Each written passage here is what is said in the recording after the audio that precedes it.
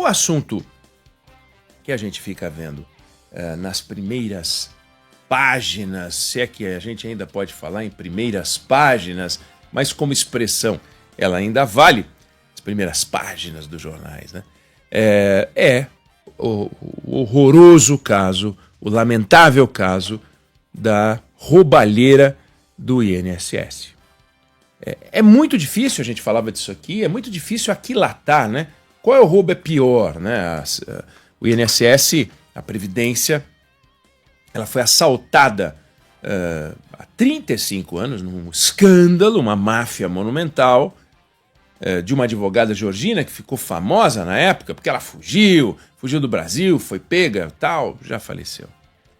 E um roubo que se estima na ordem de 3 bi de reais em valores de hoje. Era uma quadrilha que falsificava aposentadorias, ela criava aposentadorias. Então, como todo o dinheiro público é nosso, ela roubava o nosso dinheiro antes do nosso dinheiro ser distribuído para os aposentados. Ela fabricava aposentadorias, ela criava aposentadorias com a ajuda de promotores, de juízes, de advogados. Era uma máfia mesmo. E aí, aposentadorias e indenizações fictícias que eram depois embolsadas pela quadrilha. O lugar de onde tirava era o mesmo, Previdência, mas o estágio em que o dinheiro se encontrava era outro, antes da distribuição, antes do dinheiro ir para o bolso das pessoas.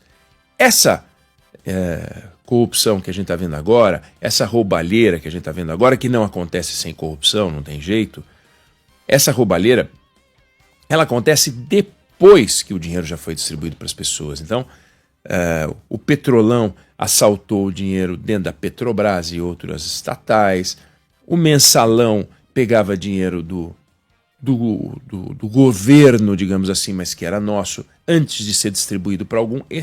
Essa roubança de agora tem essa característica. Depois que o dinheiro foi entregue para as pessoas, um direito dessas pessoas todas, alguém ia lá e sorrateiramente entrava na conta das pessoas e tirava 30 daqui, 20 dali, 10 dali, 80 reais e tal, numa suposição muito razoável de que ninguém percebe 10 reais aqui e 20 ali.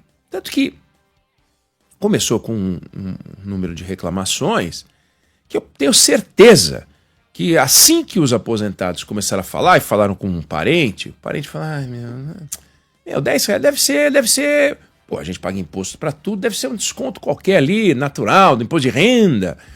Mas não é, pô, olha aqui, 10 da associação, não sei, até que um filho olhou, um sobrinho, o aposentado com mais iniciativa e foi na agência e começaram a aparecer as queixas e queixas e queixas. Agora, queixa contra o INSS, queixas, são muito comuns, né? Porque você tem dezenas de milhões de pessoas pedindo uma série de coisas, reajustes, os próprios direitos que não são concedidos e tal, e que vão se perdendo essas queixas. Só que as autoridades não podem falar nada, porque desde o final de 2023 esse assunto está nos jornais. Aí começou a ser investigado. A cúpula do INSS não fez nada. Um diretor chegou a ser demitido só lá em meados de 2024. O Carlos Lupe admitiu, até porque não é que ele admitiu, né? Seria uma vergonha ele mentir. Então, ele admitiu que ele sabia. E ao dizer que não, e de um jeito esquisito, ele admite também que não fez nada, mas ele diz que as providências foram tomadas, que é tudo muito lento. Não tem nada lento. Se ele ficar em cima toda reunião, todo dia, não tem nada lento. Vai para a imprensa, vai para o presidente, toma a iniciativa de ir para a Polícia Federal, enfim.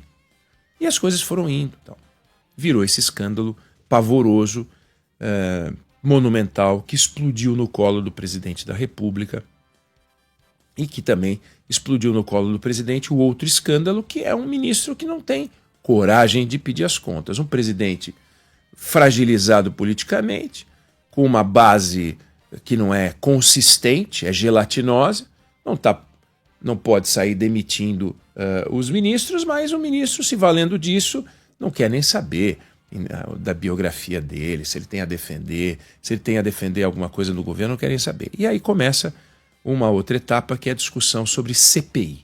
Vai ter CPI, não vai ter CPI? Aí começou a coleta das assinaturas, 185 assinaturas, um número maior do que o necessário para abrir a CPI. Só que depende, obviamente, da instalação da CPI, depende do presidente da Câmara. Não há problema para abrir a CPI. Não pode abrir a CPI quando já tem 5 em curso. Não tem. Então pode abrir a CPI. E aí eu te pergunto, você acredita que uma CPI pode ser útil para investigar essa roubalheira na Previdência? Eu não tenho a menor dúvida de que para o governo é um desastre ter uma CPI. Eu não tenho a menor dúvida de que para o governo não tem nada pior do que CPI. Não nasceu ainda uma CPI que é boa para governo, não existe. Se tem CPI, é ruim para governo. Não tem jeito, porque a CPI é sempre contra o governo, não tem como.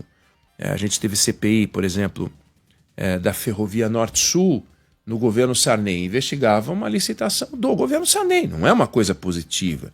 A gente teve uma CPI das empreiteiras, muito antes da Lava Jato, muito antes das denúncias do Mensalão, CPI das empreiteiras. Era péssimo. Por quê? Porque investiga contratos que empreiteiras formalizaram com governos. Então, ser governo é ruim nessa hora. CPI é contra o governo. Não tem uma CPI contra a oposição. Não faz sentido. Tivemos uma CPI do BNDES em 2019. Era péssima, porque era uma CPI contra o governo. Então, uma CPI agora seria uma CPI contra o governo. E aí você vai abrindo, acaba complicando, porque você descobre uma conexão com outro personagem. Então ela é muito ruim. Então não há dúvida de que é ruim para o governo.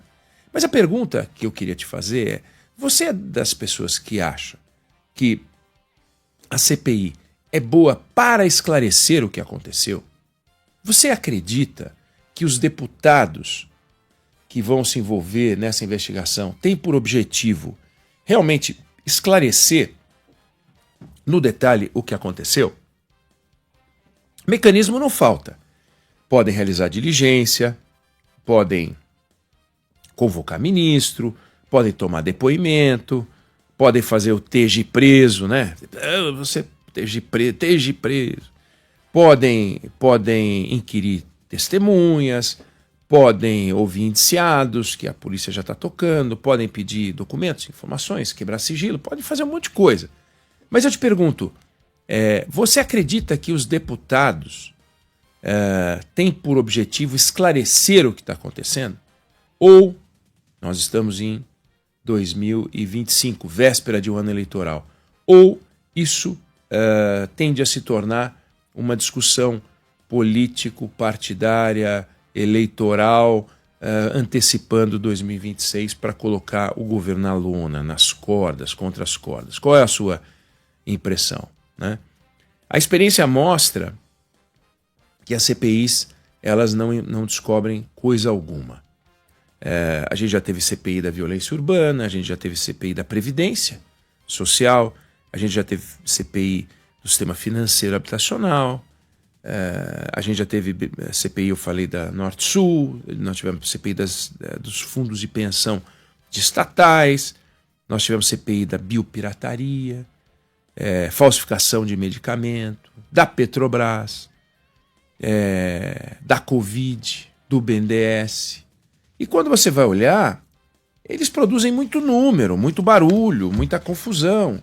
Então, a CPI do BNDES, por exemplo, ela fez 42 reuniões, fez 240 requerimentos, dezenas de depoimentos. Aí o relatório que saiu em 2019 tinha 400 páginas, tinha 60 indiciados. Desculpa, não existe quadrilha com 60 indiciados, né? Uma máfia com 60. Você até pode ter no Lava Jato, lá indiciaram dezenas e dezenas de pessoas, mas 60 indiciados. Aí manda para o Ministério Público. O que aconteceu? Nada. Não aconteceu nada. Porque a CPI, ela até pode jogar luz sobre um setor ou alguma coisa quando as investigações estão emperradas. Agora, a gente tem motivo para achar que as investigações do INSS estão emperradas? A Polícia Federal está investigando. A CGU está investigando. Sobretudo a Polícia Federal está investigando. Independente do desejo do governo. O presidente Lula, no depoimento é muito bom, no pronunciamento que ele fez do 1º de maio, ele disse que o governo dele descobriu. Né? Eu quero insistir aqui que o governo dele não descobriu nada. A Polícia Federal é que descobriu um esquema de corrupção no governo dele. Assim como encontrou indícios de que esse esquema de corrupção vem de anos atrás, inclusive começando no governo Bolsonaro. Alguns dizem que até antes. Mas vamos no que diz a Polícia Federal, 2019 para cá. 2019 é o primeiro ano do governo Bolsonaro. 19, 20, 21, 22, Bolsonaro.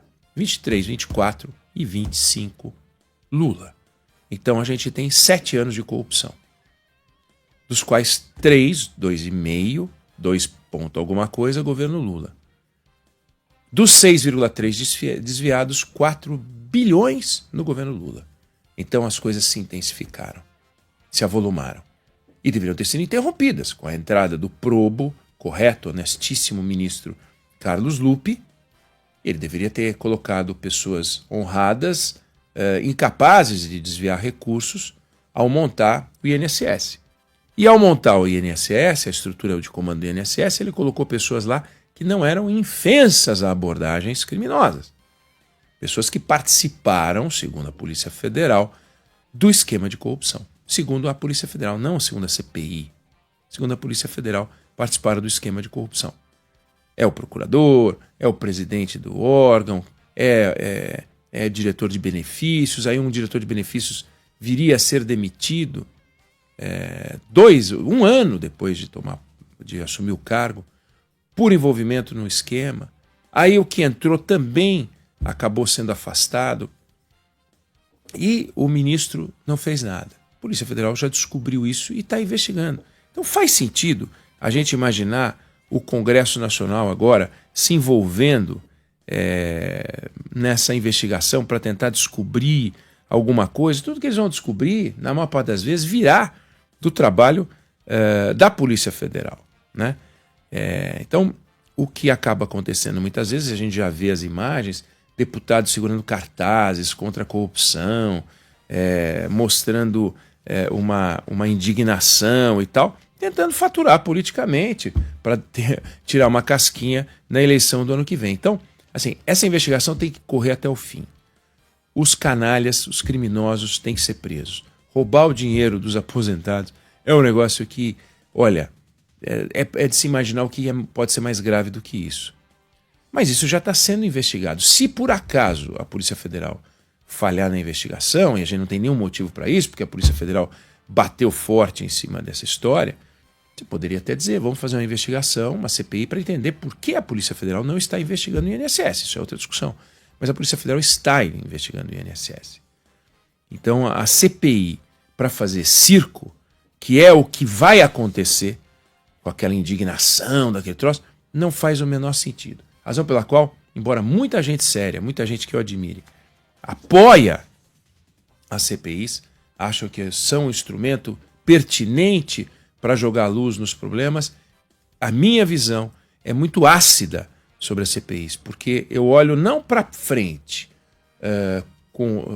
imaginando o que a CPI pode investigar, eu olho para trás, olhando o que o estoque das CPIs investigaram e revelaram e como é que elas ajudaram. E ajudaram muito pouco, a gente consegue contar nos dedos de uma das mãos as CPIs que realmente fizeram alguma diferença. E, em geral, CPIs muito antigas, por exemplo, a CPI no governo Collor, mas nem tecnologia a gente tinha.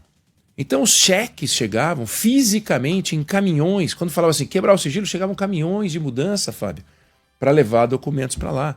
E aí o camarada pegava um cheque, estamos conferindo os documentos, era fisicamente mesmo. Aí aquele monte de assessor às vezes acabava achando alguma coisa, fazia algum sentido. A Polícia Federal demorava para chegar, porque a Polícia Federal não tinha tecnologia. Hoje a Polícia Federal tem uma tecnologia que a CPI não tem. Chega a beira o ridículo. A Polícia Federal consegue, só com os conteúdos dos celulares, vasculhar com aplicativos e ferramentas muito sofisticadas, todas as conversas por WhatsApp de centenas de pessoas, assim, ó, no átimo. Como é que a CPI vai fazer isso? É ridículo. Fica lá os deputados, o senador, agora vou falar. E aí, como o senhor imagina, pegando depoimento. Você acha que a Polícia Federal fica pegando depoimento? Ela até pega depoimento, mas quando ela pega o depoimento, o cara já se lascou. Que ela já sabe quem, quando, onde foi a dona Branca na sala de música com o candelabro, já sabe. Quebrou o sigilo.